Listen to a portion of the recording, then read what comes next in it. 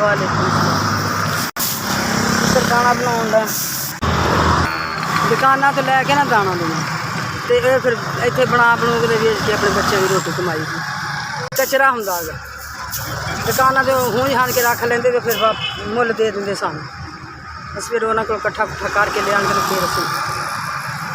साफ करके देंगे 200-400 बच्चों की रोटी बन जाती माशाअल्लाह मेरे 13 2 पुत्र आ बाकी कुड़ियाँ अल्लाह ही करदा फौत हो गया है या मेरा फौत हो गया है बच्चे छोटे हैं तो कुड़ियाँ वड्डी 304 49 26 613 0304 49 26 613 बशीरा बीबी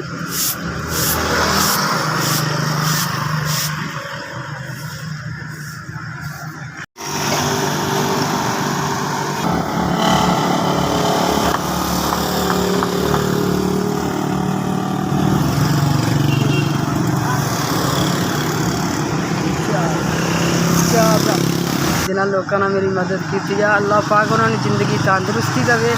अल्लाह सोना खुदा की जात उन्होंने किसी शह की थोड़ नहीं होंगे अल्लाह सोना